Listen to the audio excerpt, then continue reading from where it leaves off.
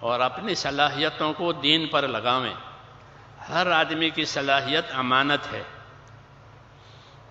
سوچنے کی، سمجھنے کی، سننے کی، بولنے کی، کرنے کی جتنی طاقتیں دی گئی ہے یہ امانت ہے، ہماری اپنی نہیں ہے، اور یہ امانت دی گئی ہے ذمہ داری پوری کرنے کے لیے۔ ہم اس کو بھولے ہوئے ہیں کہ میری صلاحیت مجھے کیوں دی گئی ہے۔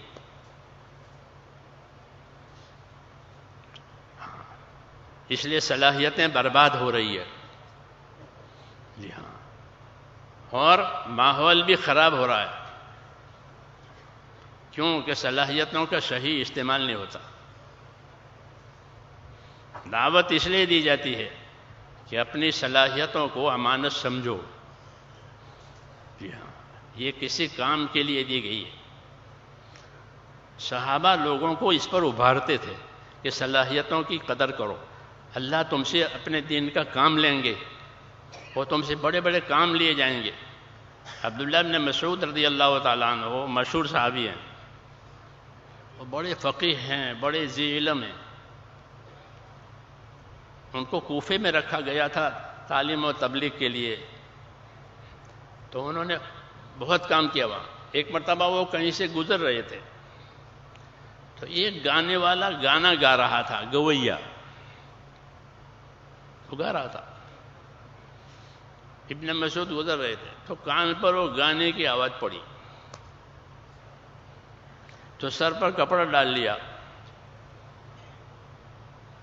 ایک منکر چیز ہے، ایک ناجائز چیز ہے، گا رہا ہے۔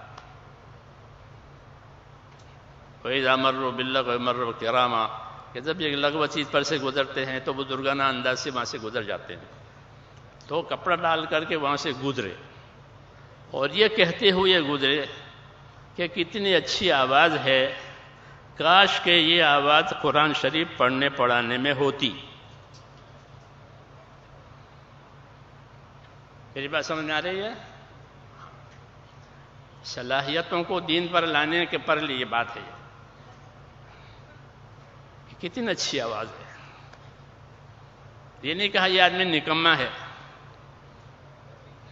یہ نہیں کہا کہ یہ نکما ہے، فضول میں پھنسا ہوا ہے، کیونکہ یہ کبر ہے، کسی کو حقیر سمجھنا ہماری دعوت میں نہیں ہے۔ مولانا علی اللہ صاحب رحمۃ اللہ علیہ فرماتے تھے کہ ہماری دعوت اور تبلیغ تو خوبیوں کا لین دین ہے۔ یہ سوچو، یہ دیکھو لوگوں میں کیا کیا خوبیاں ہیں، اس آدمی میں کیا خوبی ہے، اس میں کیا خوبی ہے، اس علاقے کے رہنے والوں میں کیا خوبی ہے۔ یہ ایک نظر ہے یہ دعوت کے لیے، کیونکہ ہم کو لوگوں کی صلاحیت چاہیے، لوگوں کا مال متا نہیں چاہیے دین کے لیے۔ ہم نہیں کہیں گے کہ لاؤ، ہم کہیں گے لگاؤ، ہم نہیں کہیں گے لاؤ، تو کیا کہیں گے؟ یہ لگاؤ۔ مولانا یوسف صاحب کے پاس ایک آدمی آئے تھے کوئی رقم لے کر کے، شروع میں اور درخواست یہ کی کہ آپ کے پاس بہت لوگ آتے ہیں اور بہت لوگ نکلتے ہیں اللہ کے راستے میں، میں ایک رقم لے کر آیا ہوں، آپ اسے قبول کریں اور یہ آنے جانے والوں کو دیں۔ تو مولانا نے فرمایا مجھے تو آپ کی ضرورت ہے، رقم کی ضرورت نہیں ہے۔ یہ بھی نہیں کہا کہ تیری رقم نہیں چاہیے، یہ نہیں کہا، منع ہے، کیونکہ وہ محبت سے پیش کر رہا ہے، تو محبت کے جواب میں تکبر نہیں ہوتا کہ نہیں چاہیے۔ مولانا نے یہ جواب دیا کہ مجھے تو آپ کی ضرورت ہے، رقم کی ضرورت نہیں ہے، آپ آ جائیے۔ ہماری دعوت یہی ہے کہ اللہ کے بندوں کی صلاحیت اللہ پر لگ جائے، ہمیں کچھ نہیں چاہیے۔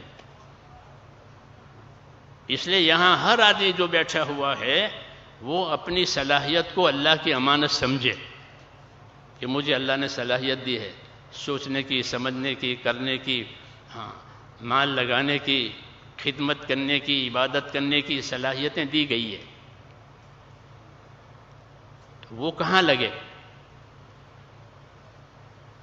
اس لیے ابن مسعود رضی اللہ تعالیٰ عنہ نے اس بات کی طرف اشارہ کیا اس کا نام زازان تھا کہ کتنی اچھی آواز ہے، کاش یہ قرآن شریف کے پڑھنے پڑھانے میں ہوتی، قرآن سیکھتا، قرآن پڑھتا، لوگوں کو قرآن پڑھاتا خوش الحانی سے، تو کتنی بڑی بات ہوتی۔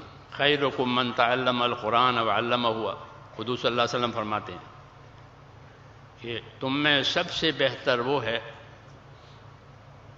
کہ جو قرآن پاک کو سیکھے اور کیا کرے، سکھاوے۔ حضرت عثمان اس کے راوی ہیں، اس کی روایت کرتے ہیں کہ تم میں سب سے بہتر آدمی وہ ہے جو قرآن شریف کو سیکھے اور سکھائے۔ عثمان رضی اللہ تعالیٰ عنہ کی صحبت میں اس وقت تابعی بیٹھے ہوئے تھے، سلمی، انہوں نے یہ حدیث سنی، کہتے ہیں جب سے میں نے حضرت عثمان رضی اللہ تعالیٰ عنہ سے یہ حدیث سنی، قرآن کی خدمت کے لیے میں بیٹھ گیا، اور اب تقریباً 70 برس ہو رہے ہیں کہ میں اس خدمت پر ہوں کہ اللہ کے بندوں کو قرآن سکھاتا ہوں، سیکھتا ہوں، سکھاتا ہوں، سیکھتا ہوں۔ اور کہا اس حدیث کو سن کر کے یہ 70 برس سے میری یہی مشغولی ہے۔ یہ فَيَتَّبِعُونَ أَحْسَنَ، کہ وہ اتباع احسن کرتے ہیں کہ جب عمل کا نمبر آتا ہے تو اپنے عمل کی اچھی سے اچھی شکل بناتے ہیں۔ 70 سال قرآن کی خدمت کو دی، کیوں؟ ایک حدیث سنی ایک صحابی سے کہ تم میں سب سے بہتر وہ ہے، بہترین امت کا بہترین آدمی کون؟ کہ بہترین امت کا بہترین آدمی وہ ہے جو قرآن سیکھے اور سکھاوے۔ اس لیے ابن مسعود نے اس کو اس کی طرف اشارہ کیا کہ کتنی اچھی آواز ہے، کاش یہ قرآن کریم کے پڑھنے پڑھانے میں، سیکھنے سکھانے میں ہوتی، یہ کہہ کر کے گزر گئے۔ کسی نے اس کو یہ بات پہنچائی کہ صحابی رسول یہاں سے گزرے ہیں اور یہ فرماتے ہوئے نکل گئے۔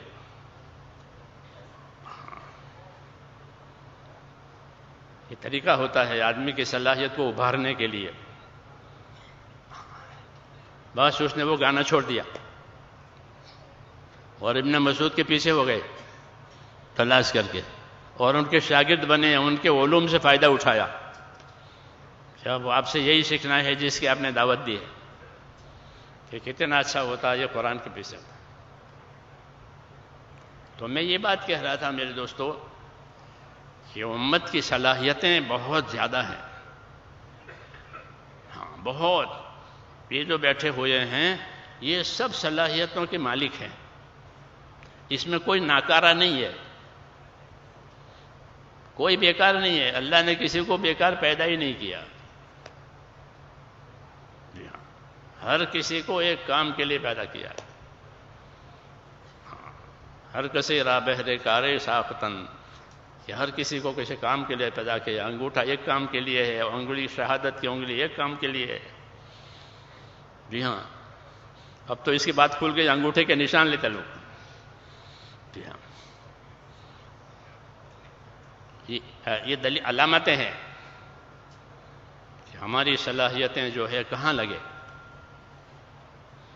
دعوت میں یہی بات کرانی ہے۔ مولانا محمد یوسف صاحب رحمۃ اللہ علیہ فرماتے تھے کہ ہم تو اس محنت کے ذریعے سے، اس دعوت کے ذریعے سے امت کو ایک غلطی میں سے بچانا چاہتے ہیں، جس غلطی میں امت پھنس گئی ہے۔ کہ وہ کیا غلطی ہے؟ فرمایا وہ غلطی یہ ہے کہ آدمی اپنی صلاحیت کو اپنی سمجھتا ہے، مالی صلاحیت ہو، دوسری صلاحیت ہو، یہ میری اپنی صلاحیت ہے، میں جو چاہوں اس میں کروں، میں جو چاہوں کروں، میرا اپنا ہے۔ حالانکہ اس کا اپنا نہیں ہے، اس کو اللہ نے بطور نعمت کے دیا ہے، جو بھی دیا ہے، اور بطور نعمت کے دے کر کے اس کو بطور امتحان قرار دیا ہے کہ ان نعمتوں میں رکھ کر اللہ تمہیں دیکھیں گے کہ تم کیسا کرتے ہو۔ اس لیے جتنی نعمتیں ہیں، جتنے اسباب ہیں، اس کی دو حیثیتیں ہیں۔ ایک حیثیت اس اسباب کی یہ ہے کہ وہ نعمت ہے، تندرستی نعمت ہے، اولاد نعمت ہے، مال نعمت ہے۔ سمجھ نعمت ہے، قوت نعمت، سب چیزیں نعمت ہے، یعنی اللہ کا انعام ہے۔ نعمت ہونے کا مطلب یہ ہے کہ اللہ نے بغیر مانگے اپنے بندوں کو دیا اور دیتے رہتے ہیں، دیتے رہتے ہیں۔ وہ سوال کرنے کا انتظار نہیں کرتے کہ کوئی سوال کرے اور دیں، ایسا نہیں ہوتا۔ اللہ کی سنت یہ ہے کہ وہ نعمتوں کے دینے میں اپنی طرف سے پہل کرتے ہیں۔ معصور دعاؤں میں ہے اللہم یا مبدع النعم قبل استحقاقها، کہ اے وہ پروردگار کہ جو اپنی طرف سے نعمت دینے میں شروعات کرتے ہیں حالانکہ اللہ پر کسی کا کوئی حق نہیں ہے۔ اللہ پر کس کا حق ہے؟ کہ اللہ پر کسی کا کوئی حق نہیں ہے کہ بھئی ہمارا حق ہے لاؤ، جیسے لوگ مانگتے ہیں، حکومتوں سے اپنا حق مانگتے ہیں، ایک دوسرے سے اپنا حق مانگتے ہیں کہ ہمارا حق ہے۔ اللہ پر کسی کا کوئی حق نہیں ہے، کیوں کہ اللہ سب چیزوں کا مالک ہے، اس کا کوئی شریک نہیں کہ حق مانگے۔ بھائی بھائی کا شریک ہوتا ہے، وہ حق مانگے گا، جی ہاں، اس کا کوئی شریک نہیں، ہاں، اس کے برابر کوئی نہیں، اس کے مثل کوئی نہیں، اس کے مقابل کا کوئی نہیں۔ ہاں، پھر جو دے رہے ہیں تو کہ حق کسی کا بھی نہیں ہے اللہ پر، وہ اپنی طرف سے بطور انعام اور اکرام کے دیتے ہیں، یہ لو یہ لو یہ لو، جو مانگا وہ بھی دیا اور جو نہیں مانگا وہ بھی دیا، اور مانگنے پر جو دیا وہ اس کے مانگنے سے زیادہ دیا، اور اپنی طرف سے شروعات کی ہے۔ ہاں، یہ نہیں کہ کسی کی درخواست آوے تو دیکھے کیسا نہیں۔ حضور صلی اللہ علیہ وسلم اللہ کی یہ شان ظاہر کر رہے ہیں اپنی دعاؤں میں، اللہم یا مبدع النعم قبل استحقاقها، اے وہ ذات کہ جو نعمت دینے میں اپنی طرف سے شروع کرے حالانکہ اللہ پر کسی کا کوئی حق بھی نہیں ہے۔ تو یہ نعمتیں آتی رہتی ہے، اسباب ملتے رہتے ہیں۔ ان اسباب کے بارے میں کیا موقف ہے، کیا ذمہ داری ہے؟ تو میں نے عرض کیا کہ ایک طرف تو یہ اسباب اللہ کی نعمتیں ہیں، جیسا کہ معروف مشہور ہے، سب جانتے ہیں۔ دوسری طرف کہ یہ جتنے اسباب دیے گئے ہیں وہ اللہ تعالیٰ کی ایک نعمت ہے اور ایک امتحان ہے، امانت ہے۔ یہ امانت ہے، آنکھیں امانت ہے، کان امانت ہے، زبان امانت ہے، دل دماغ امانت ہے، مال امانت، اولاد امانت، سب امانت۔ ہمارا پورا دین امانتوں پر ہے اور امانت داری پر ہے، بے ایمانی کو کوئی تعلق نہیں ہے، بے عملی کا کوئی تعلق نہیں ہے، پورا دین امانت داری پر کھڑا ہے۔ حضور صلی اللہ علیہ وسلم کو سب سے پہلے اللہ نے امانت دار ظاہر کیا تھا، نبوت ظاہر ہونے سے پہلے امانت داری ظاہر کرائی کہ ہمارا یہ بندہ امانت دار ہے، ہمارا یہ بندہ سب سے زیادہ سچا اور وفادار ہے۔ یہ بنیادیں ہیں ہماری کام کرنے کی کہ دین کا کام اور اللہ کا کام کیسے کرو گے، کہ پوری امانت داری سے کریں گے، کیونکہ ہم کو یہ چیزیں بطور امانت کے دی ہیں۔ تو مولانا محمد یوسف صاحب رحمۃ اللہ علیہ فرماتے تھے کہ ہم امت کو اس غلطی میں سے اس محنت کے ذریعہ بچانا چاہتے ہیں کہ انہوں نے جان مال کو اپنا ہی سمجھ لیا ہے، کہ جان مال ہماری، جیسا چاہے کریں، جو چاہیں کریں۔ یہ اپنی صلاحیتوں کو برباد کرنے والی بات ہے، کیونکہ جتنی آزادی آوے گی اتنی بربادی آوے گی۔ قاعدہ ہے کہ ہر کام میں آدمی آزاد ہو کر کام کرے، تو جتنا بڑا کام اتنی بڑی بربادی، اور جتنا بڑا کام اتنی پابندی، پھر اس کام میں خوبی آوے گی۔ اور اگر اس کو آزادی سے چلایا، ایک آدمی سائیکل آزادی سے چلاوے تو جو ایکسیڈنٹ ہوگا وہ ہلکا ہوگا، کیونکہ سائیکل ہے، پیدل سائیکل ہے، اس میں زیادہ قوت نہیں ہے۔ تو ایک موٹر سائیکل کو چلاوے اور ایک گاڑی کو چلاوے، ہوائی جہاز کو چلاوے، سوچو کہ کتنا نقصان ہوگا آزادی کا۔ کہ جتنی طاقت اتنا نقصان۔ تو آدمی کو اللہ نے بہت سی طاقتیں دی ہے، جی ہاں، اور دیتے رہتے ہیں، پھر اس کا غلط استعمال ہو کہ یہ بہت بڑا نقصان ہے، جی ہاں، آنکھوں کا استعمال، کانوں کا استعمال، دل دماغ کا استعمال، مال کا استعمال، اولاد کا استعمال۔ امام غزالی رحمۃ اللہ علیہ فرماتے ہیں ہر آدمی کی اولاد اس کے پاس اللہ کی امانت ہے۔ اولاد سے خوش ہوتے ہیں لوگ، نہیں ہوتی ہے تو مانگتے ہیں، دعا کراتے ہیں، وظیفے پڑھتے ہیں، کیوں؟ اولاد کی طلب ہے، بے اولاد رہنا نہیں چاہتے۔ تو جب دی ہے اولاد تو کس کام کے لیے دی ہے؟ یہ تھوڑی ہے کہ میرے مال کا وارث بنے، اتنا مال کا وارث بننے کے لیے دی ہے کہ مال کا تو کیا وارث بنے گا، وہ ہر آدمی اپنا مال چھوڑ کے جائے گا، ہر آدمی اپنا مال چھوڑ کے جائے گا، جی ہاں۔ اللہ کہتے ہیں میں وارث ہوں۔ وارث کون ہے؟ کہ اللہ، اِنَّا نَحْنُ نَرِثُ الْأَرْضَ وَمَنْ عَلَيْهَا وَإِلَيْنَا يُرْجَعُونَ، یہ زمین اور زمین کی ساری چیزوں کے ہم وارث اللہ کہتے ہیں، یہ تو سب چلے جائیں گے، پھر ہم جس کو چاہیں گے دیں گے۔ اولاد اس لیے نہیں ہوتی کہ یہ وارث بنے،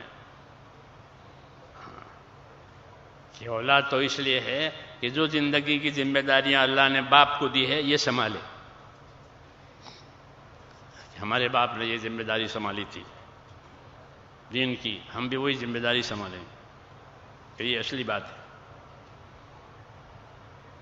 تو مولانا کی بات کہہ رہا تھا میں کہ ہم امت کو اس غلطی میں سے بچانا چاہتے ہیں کہ امت نے اپنی صلاحیتوں کو اپنی سمجھی ہے کہ ہماری ہے، جو چاہیں کریں، یہ راستہ صحیح نہیں ہے، بلکہ یہ صلاحیتیں امانت ہے، اور یہ اس لیے دی گئی ہیں تاکہ اس کے ذریعے سے اللہ تعالیٰ کی اطاعت کی جائے،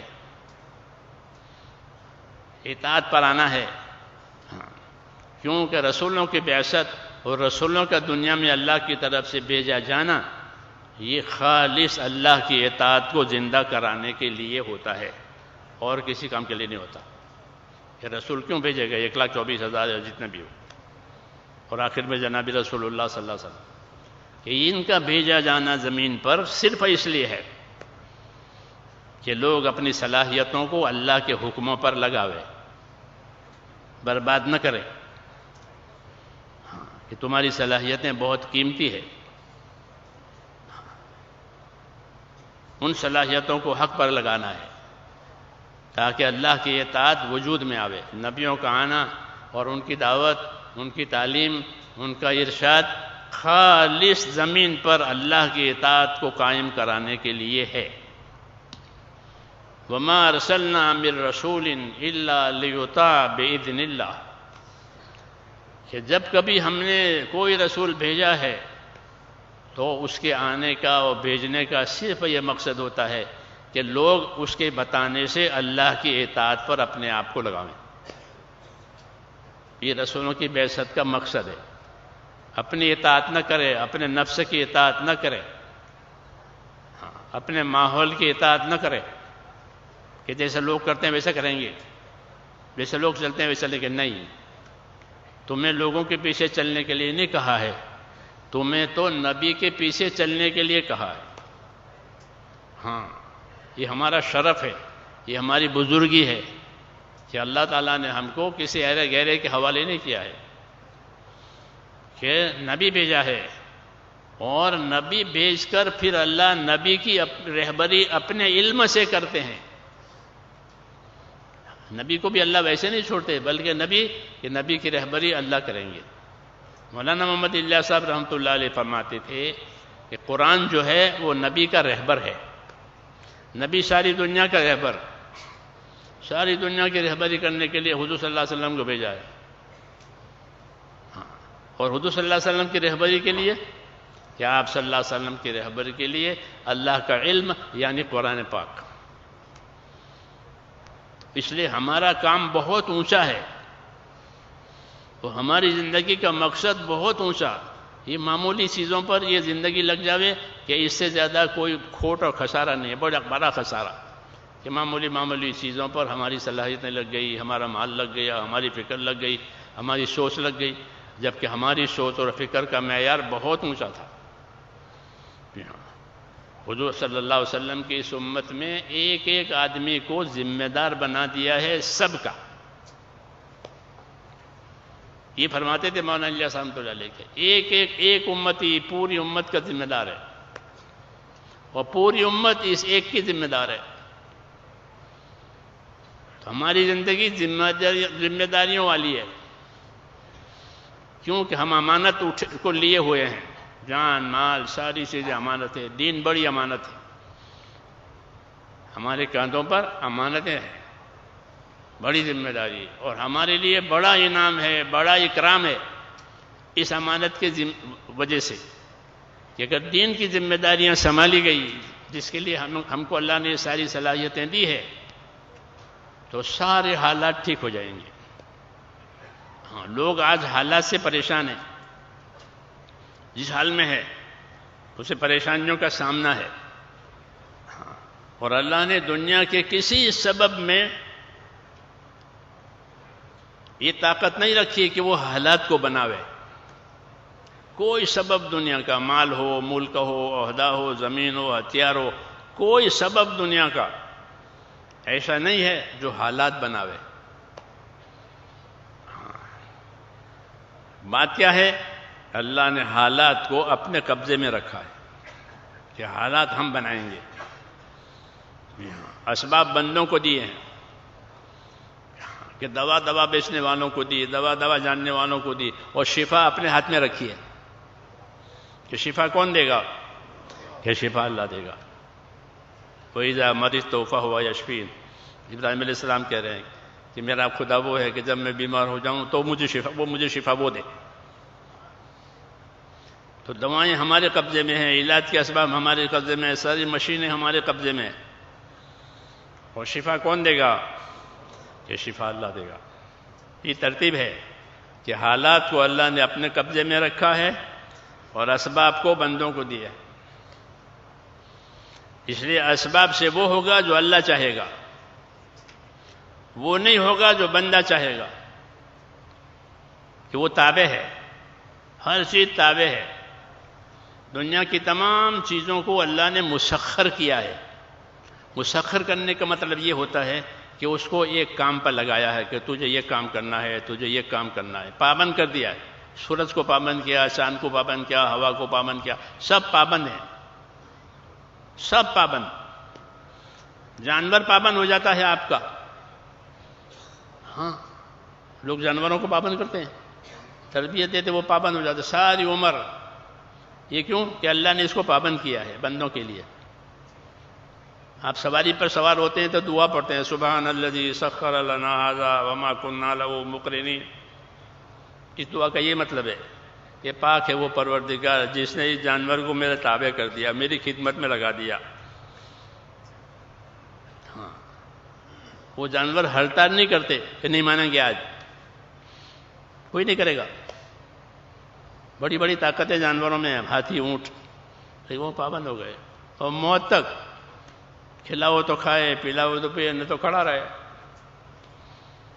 ہاں، کیا بات ہے کہ ان کو پابند کیا ہے قدرت سے، تمہاری خدمت کے لیے، تمہاری ضرورتوں کے لیے۔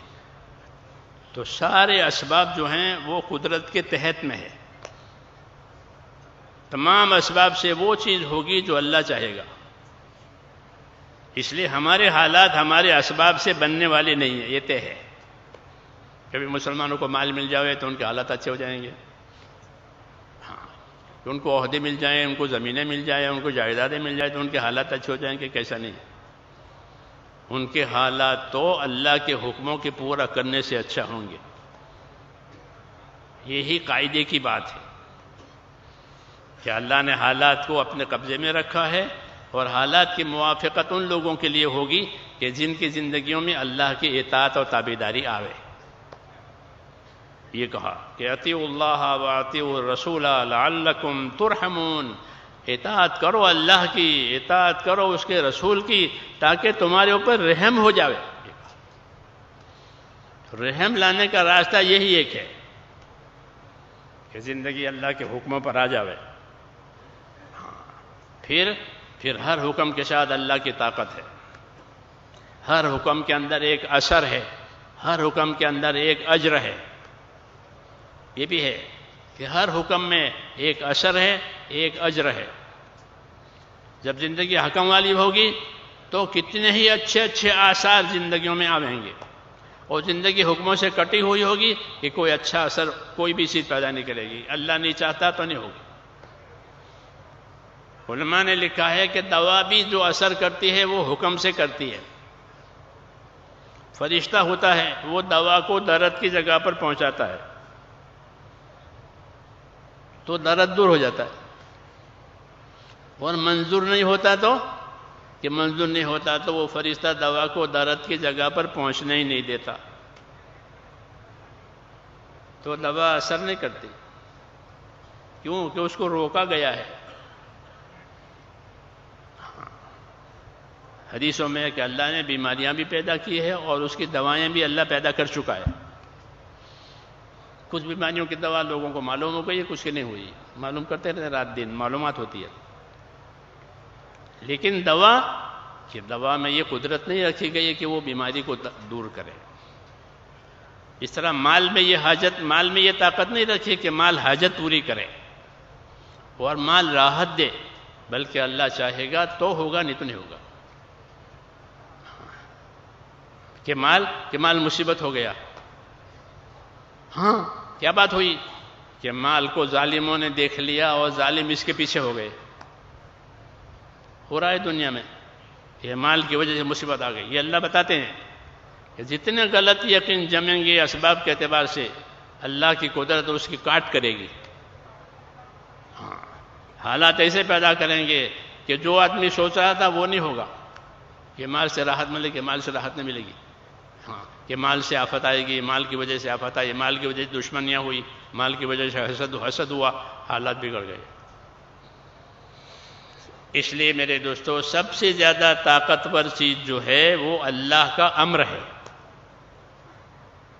الا لہ الخلق والامر. یاد رکھو، مخلوق بھی اللہ کی اور امر اور حکم بھی اللہ کا. مخلوق میں وہ بات چلے گی جس کا اللہ امر کریں گے. اس لیے ہمارا رخ ہمارے دین نے اور ہمارے نبیوں نے ہمارا رخ اللہ کی طرف کیا ہے کہ تم سیدھا اللہ سے اپنا تعلق جماؤ اور لا الہ الا اللہ کہو کہ کام بنانے والی ذات ایک اللہ کی ہے. حالات بھی وہ پیدا کرے گا، اسباب بھی وہ پیدا کرے گا، نتیجہ بھی وہ پیدا کرے گا. تینوں چیزیں اللہ کی طرف سے ہیں کہ اسباب بھی پیدا کریں گے، حالات بھی پیدا کریں گے، نتیجہ بھی پیدا کریں گے. تو تمہیں کیا کرنا ہے کہ ہمیں ان اسباب میں اللہ کے حکموں کو اور اس کے دین کو زندہ کرنا ہے.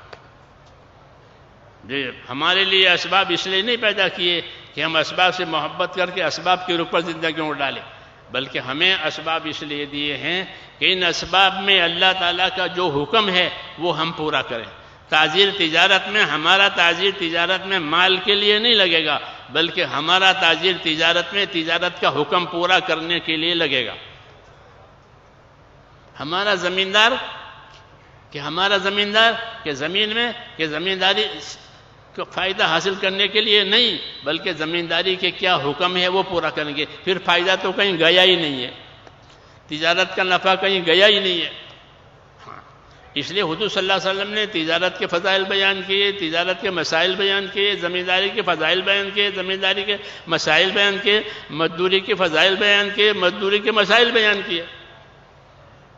سب چیزوں کے مولانا جسے کہتے ہیں سب چیزوں کے فضائل مسائل ہیں کہ یہ مزدوری کی یہ فضیلت ہے، تجارت کی یہ فضیلت ہے، زمینداری کی یہ فضیلت ہے. خالی زمینداری کوئی دھندا نہیں ہے، بلکہ یہ بھی ایک فضیلت کی چیز ہے کہ اگر اس میں اللہ کے حکموں کی رعایت کے ساتھ یہ داخل ہوا تو اس کی زمینداری، اس کی مالداری، اس کی عہدیداری سب عبادت بن جائے گی. کیونکہ ہر لائن کے حکم دیے گئے ہیں اور اس کی فضیلتیں بیان کی گئی ہے کہ آپ کو یہ ملے گا اور یہ ملے گا اور یہ ملے گا. اس لیے میرے دوستو، اللہ تعالیٰ نے ہم کو اسباب بطور امتحان کے دیے ہیں کہ اس میں رکھ کر کے اللہ تعالیٰ یہ دیکھیں گے کہ آپ کیسے چلتے ہیں. رسول صلی اللہ علیہ وسلم نے فرمایا، دو باتیں فرمائی. فرمایا دنیا ہری بھری اور میٹھی ہے. کہ کیسی ہے؟ ہر آدمی کو دنیا ہری بھری اور میٹھی لگتی ہے. مثال دی ہے جیسے جانور کو جب پہلی بارش ہوتی ہے وہ جو سبزہ اگتا ہے وہ ہرا بھرا اور میٹھا ہوتا ہے، اور جانور اس کو خوب چرتا ہے، پیچھے سے مارے تو بھی نہیں ہٹے گا، کیونکہ اس کو ایسا لذیذ لگتا ہے، ریشم کی طرح وہ نرم ہوتا ہے. اس کی مثال دی ہے کہ دنیا ایسی ہری بھری اور میٹھی لگتی ہے آدمی کو. اور ہری بھری اور میٹھی لگنے میں اس طرف بھی اشارہ ہے کہ اس کو کوئی حرام سے لے تو بھی میٹھی لگے گی، اس کو کوئی حلال سے لے تو بھی میٹھی لگے گی، یا کڑوی لگے گی. کہ چوری کے مال سے مٹھائی خریدی ہے تو وہ مٹھائی کڑوی ہو جائے گی؟ کہ نہ، کڑوی نہیں ہوگی، وہ میٹھی ہی رہے گی. یہ کہا کہ ہری بھری اور میٹھی ہے. جیسے جانور اپنا چارہ ہو، گھر کا چارہ ہو، سب کا چارہ چرتا ہے، وہ میٹھا لگتا ہے. کہ دنیا ہری بھری ہے، میٹھی ہے. کوئی بھی لے، رشوت سے لو تو بھی میٹھی لگے گی، اور رشوت سے لو تو بھی سارے کام بن جائیں گے.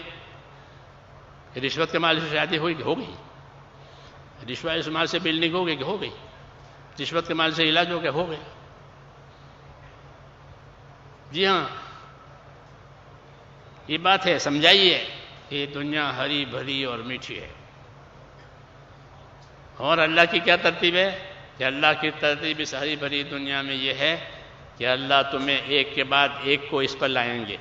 کہ پہلے ہمارے دادا تھے، پہلے ہمارے دادا تھے یہاں، اس کے بعد ہمارے ابا آئے، اور ابا کے بعد اب ہم ہیں. یوں یہ فرمایا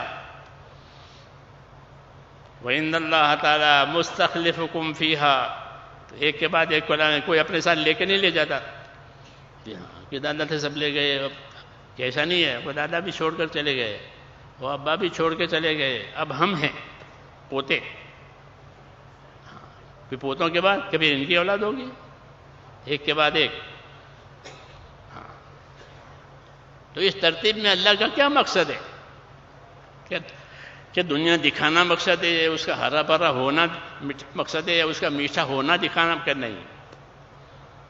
اس کو ہرا بھرا بنا کر کے امتحان بنایا ہے، اس کو میٹھا بنا کر امتحان بنایا ہے کہ کون اس میں اللہ کے حکموں کی رعایت سے چلتا ہے اور کون اللہ کے حکموں کو توڑ کر کے اندر گھستا ہے.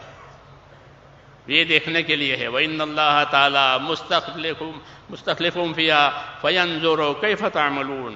پھر دیکھیں گے تمہارے عمل کیا بنتے ہیں. اس میں آدمی اپنی اپنی چیزوں میں گھس کر اپنا عمل بناتا ہے، اس کا وہ ذمہ دار ہے. اس کا وہ ذمہ دار ہے کہ اس چیز میں گھس کر کے کیا عمل کیا، حاکم نے حکومت میں کیا عمل کیا، تاجر نے تجارت میں کیا عمل کیا، زمیندار نے زمینداری میں کیا عمل کیا. اپنے عمل کا وہ ذمہ دار ہے. اس لیے فرمایا کہ ایک کے بعد ایک کو لا کر کے اللہ تعالیٰ تمہیں دیکھے گا کہ تم کیا عمل کرتے ہو. اللہ کے نبیوں کی تعلیم یہ ہے کہ ہر آدمی اپنے اسباب میں امتحان میں ہے. اس امتحان میں کامیاب ہونے کے لیے وہ کوشش کرے، محنت کرے. کہ کون سی محنت؟ کہ اللہ کے حکم والی محنت کرے. جب اللہ کے حکم والی محنت کرے گا تو کیا نفع ہوگا؟ کہ اندر کا یقین بدلے گا. سب سے پہلی بات کہ اللہ کے حکموں کی محنت میں یہی سمجھا جاتا ہے کہ کرنے والا ایک اللہ ہے، اور جو ہوگا وہ اللہ کے حکم سے ہوگا. اللہ راضی ہوگا تو حالات ٹھیک ہوں گے، ناراض ہوگا حالات بدل جائیں گے. یہ دعوت ہے. تو جب اس حکم کی اس لائن کی محنت ہوگی تو اندر کا یقین بدلے گا کہ جو ہوگا وہ تو اللہ سے ہوگا، اللہ کے غیر سے ہوگا نہیں، پھر اللہ کو کیوں ناراض کروں. اس لیے رخ بدلتا ہے دین کی محنت سے. دنیا کے اسباب میں پھر وہ اللہ کے حکم کو لے کر کے جاتا ہے. اللہ کے حکم کو لے کر کے جائے گا، اللہ کے حکم کے ساتھ جائے گا. اور یہی مقصد ہے. اسباب کو اللہ نے ہم پر حرام نہیں کیا ہے کہ اس کو چھوڑو، چھوڑنے کی دعوت نہیں دی ہے کہ چھوڑو گھر کو، چھوڑو کاروبار کو، چھوڑو بیوی بچوں کو، کہ چھوڑنے کی دعوت نہیں دی ہے. کہ کیوں؟ کہ اللہ نے یہ سب چیزیں بندوں کے لیے پیدا کی ہے. اللہ کہتے ہیں میں نے تمہارے لیے ساری چیزیں پیدا کی ہے. حضور صلی اللہ علیہ وسلم فرماتے ہیں کہ دنیا تمہارے لیے پیدا کی گئی ہے، تو ہمارے لیے ہے، ہاں ہمارے لیے پیدا ہو گئی ہے، تو پھر کیسے حرام کیا جائے گا اس کو، کیسے منع کیا گیا، کیسے چھوڑا جائے گا اس کو؟ یہ تمہارے لیے ہے تو یہ ہمارے لیے ہے۔ اور تم کو کس لیے پیدا کیا ہے؟ کہ تم کو اپنی دنیا میں آخرت بنانے کے لیے پیدا کیا ہے۔ یہ راستہ ہے کہ دنیا سے آخرت بناؤ، یہ دعوت ہے، اور یہ سمجھداری کی بات ہے کہ بنانے والے نے یہ رہبری کی ہے کہ دنیا تمہارے لیے ہے اور تم آخرت کے لیے ہو۔ اس لیے کامیاب بندہ وہ ہے جو اپنی دنیا سے آخرت بناوے۔ قارون کو اللہ نے مال دے کر یہ دعوت دی تھی، بہت مال دیا تھا اس کو، اس کے قصے مشہور ہیں، تو اس کو مال دے کر کے یہ دعوت دی تھی کہ وَابْتَغِ فِي مَا آتَاكَ اللَّهُ الدَّارَ الْآخِرَةَ وَلَا تَنْسَ نَصِيبَكَ مِنَ الدُّنْيَا، کہ تجھ کو اللہ نے جو مال دولت دے رکھی ہے اس سے تو اپنی آخرت بنا لے۔ اور یہ دعوت ہر مالدار کو ہے، چاہے اس کے پاس مال تھوڑا ہو چاہے اس کے پاس مال زیادہ ہو، کہ وہ اپنے مال سے آخرت بناوے۔ دنیا سے دنیا بنانے کی دعوت نہیں ہے کہ دنیا سے دنیا بنا، وہ تو بنے گی، لیکن دنیا سے آخرت بنانا کہ ہاں اس کا طریقہ الگ ہے، اس کا طریقہ یہ ہے کہ اندر کا یقین بدلے، اندر اللہ تعالیٰ کا خوف آوے، ہاں اندر اللہ کی نعمتوں کی اور اس کے احسانات کی قدر آوے، اور پھر اپنے اسباب کو، اپنی صلاحیتوں کو حکم کے مطابق استعمال کرے کہ دنیا آخرت بن جائے گی، اسی دنیا سے آخرت بنے گی، اسی دنیا سے آخرت اجڑ بھی جائے گی۔ کہ اگر اپنے اسباب میں اپنی خواہشوں کے ساتھ آدمی استعمال ہوا تو وہ اپنی صلاحیتوں کو برباد کرے گا، اپنی خواہشات میں، من چاہی میں۔ حضور صلی اللہ علیہ وسلم نے ہم کو اسی سے آگاہ کیا ہے کہ کوئی اپنی صلاحیت کو برباد نہ کرے اللہ کے نافرمانیوں میں، اپنی خواہشوں میں، بلکہ اپنی صلاحیتوں سے اپنے آپ کو ایمان والا، دین والا، تقوی والا بناوے، پھر اللہ دنیا کی نعمتیں برکت کے ساتھ دیں گے۔ یہ بھی دستور ہے اللہ کا کہ جب ایمان اور تقوی اندر آ گیا تو اللہ نعمتیں بھی دیں گے اور برکت کے ساتھ دیں گے۔ دو طریقے سے دیتے ہیں، برکت کے ساتھ بھی دیتے ہیں، الجھن کے ساتھ بھی دیتے ہیں۔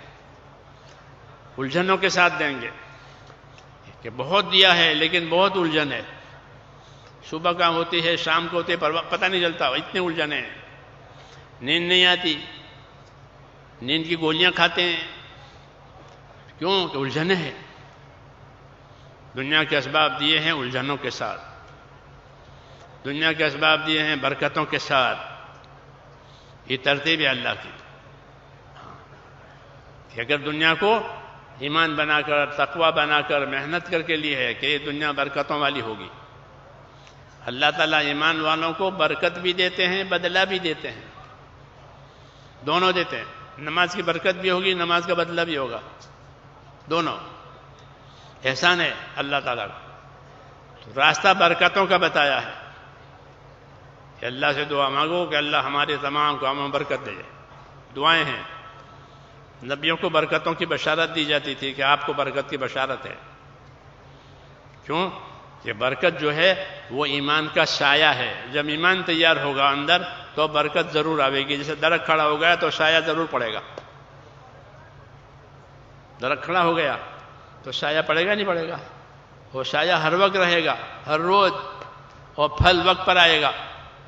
ایسا ایمان والے کو کہ ایمان والے کو اس کی صحیح محنت اس کی برکتیں دیں گے، دنیا میں بھی دیں گے، موت کے وقت بھی دیں گے۔ اللہم بارک لی فی الموت و فیما بعد الموت، اور موت کے بعد بھی برکت دیں گے۔ جی ہاں، اور بدلہ اپنے وقت پر دیں گے، بدلہ قیامت میں دیں گے، کیونکہ قیامت بدلہ دینے کا دن ہے، یوم الجزاء، بدلہ دینے کا وقت تو وہ قیامت ہے، وہاں ذرے ذرے کا حساب کر کے اللہ تعالیٰ دیں گے، یہ آپ کا بدلہ۔ تو ایمان والوں کو دنیا برکتوں کے ساتھ ملتی ہے۔ برکتیں کس کی ہے کہ حکموں کی، برکتیں کس چیز کی ہے کہ طریقوں کی، کہ حکم کو سنبھالا ہے، طریقے کو سنبھالا ہے، اس کی محنت کی ہے، اس لیے دنیا برکتوں کے ساتھ، تو وہ دنیا آسان ہو جاتی ہے۔ آسان ہونے کا مطلب یہ ہے کہ اپنی حاجت بھی پوری ہو جاتی ہے اور آخرت بھی بن جاتی ہے، دونوں ہو جاتے ہیں۔ آسان ہو گیا کیا مطلب کہ دنیا سے اپنی حاجت بھی پوری ہو گئی اور آخرت بھی بن گئی. اب کوئی حسرت نہیں ہے. اب کوئی دنیا چھوٹے گی تو کوئی پچھتاوا نہیں ہے کہ دونوں ہو گئی، بلکہ آخرت بنائی ہے تو موت پر خوشی ہوگی. ہاں، آخرت بنا کے مرنے والے کو موت پر خوشی ہوتی ہے کہ میں نے اپنی آخرت بنائی ہے. حضرت بلال رضی اللہ تعالیٰ عنہ کی اہلیہ ان کے مرنے کے وہ رونے لگی. کہ کیوں رو رہی ہو؟ کہ آپ جا رہے ہیں. یہ رونے کی بات نہیں ہے، خوشی کی بات ہے. کہ کیوں؟ کل ملاقات ہوگی کس سے؟ کہ محمد صلی اللہ علیہ وسلم سے اور ان کے اصحاب سے. ہاں، کل ہماری ملاقات ہوگی، خوش ہے. بات کیا ہے؟ کہ اپنی دنیا سے اپنی آخرت بنائی ہے. اور یہی میرے دوست ہماری دعوت ہے، تمام نبیوں کی دعوت ہے. کسی نبی نے دنیا میں دنیا نہیں بنائی کہ دنیا بناؤ. یہ کہا کہ اپنی دنیا سے آخرت بناؤ. اگر دنیا سے آخرت بنائی تو وہ دنیا صاف ستھری ہوگی، وہ دنیا بھی پاک ہوگی، صاف ستھری آخرت کی وجہ سے. اور آخرت کے عمل کی پابندی کی وجہ سے جو دنیا ملے گی پاکیزہ ملے گی. ایمان والوں کو اللہ پاکیزہ دنیا دیتے ہیں، پاک دنیا. من عمل صالحا من ذکر او انثی وهو مؤمن فلنحینہ حیاتا طیبہ، کہ جو ایمان لائیں گے، اعمال صالحہ کریں گے، ان کو دنیا میں زندگی جینے کے لیے پاک زندگی دیں گے. پریشانیوں سے، گناہوں سے، دوسری تمام آلودگی سے پاک. برکتوں والی دنیا، چین والی دنیا، اطاعت والی دنیا. یہ اللہ تعالیٰ کے انعام کے وعدے ہیں. تو میں نے کہا ہم کو یہ کام دیا گیا ہے میرے دوستو کہ ہماری صلاحیتیں کہاں لگے. کیا دنیا کی معمولی سے فنا ہونے والی چیزوں میں لگے؟ کہ نہیں، ہماری صلاحیتیں بہت قیمتی ہیں. ایک سبحان اللہ بہت پہاڑ سے بڑا ہے. ایک سبحان اللہ، مسلمان کا سبحان اللہ، ایک سبحان اللہ بہت پہاڑ سے بڑا ہے. ایک ایک عمل اپنی جگہ اتنا قیمتی ہے. اس کی قیمت بتائیں گے اللہ کے رسول. پھر جس محنت سے سارے عمل زندہ ہوں، سارے اعمال زندہ ہوں، اس محنت کی کیا قیمت ہوگی؟ اس لیے ہماری صلاحیتوں کا صحیح مصرف اور ہماری صلاحیتوں کو لگانے کا صحیح میدان، وہ میرے دوستو اللہ تعالیٰ کا دین ہے. ہم کو اللہ نے دین دیا ہے، اسی پر بشارتیں ہیں، اسی پر سارے حالات کے بننے کا وعدہ ہے. دنیا کی کسی حکومت پر، کسی مال مرتبے پر حالات بننے کا وعدہ نہیں ہے. اللہ نے فرعون کے حالات بگاڑے، قارون کے حالات بگاڑے، یہ سب مال ملک والے ہیں. قوم سبا کے حالات بگاڑے، یہ زمیندار ہیں. قوم سمود کے حالات بگاڑے، یہ فیکٹریوں والے ہیں. یہ سب پہلے گزرے ہیں کہ جنہوں نے اللہ کے دین پر کوئی توجہ نہیں دی، ان کے حالات نہیں بنے. اس لیے ہم کو ساری تاریخ بتائی ہے، نبیوں کی بھی اور ماننے والوں کی بھی، نہ ماننے والوں کی بھی. کیوں؟ کہ ہم کو نبیوں والا کام کرنا ہے. اس لیے اس کے نتائج بتائے ہیں. اس راستے میں اپنی صلاحیتوں کو لگانے سے یہ چیز کھلے گی اور صلاحیتیں حق پر آوے گی. جی ہاں، کہ بس پھر یہ نعمت ہی نعمت ہے، دنیا اور آخرت. حضور صلی اللہ علیہ وسلم فرماتے تھے کہ اللہ نے مجھ کو دنیا اور آخرت کی خیر کے ساتھ بھیجا ہے. ابو سفیان سے فرماتے تھے کہ اللہ مجھے دنیا اور آخرت کی خیر کے ساتھ بھیج چکا ہے، اب اس کو لے لو تو دنیا اور آخرت کی خیر آئے گی. اس لیے میرے دوستو ہمیں بھی یہ فیصلہ کرنا ہے کہ اللہ نے جو اسباب دیے ہیں، جو نعمتیں دی ہیں، جو صلاحیت دی ہیں، اس کا استعمال اور اس کا خرچ کہاں ہو؟ کہ اللہ کے حکم پر ہو، دین کی محنت پر ہو. تو کیا غریب ہو جائیں گے؟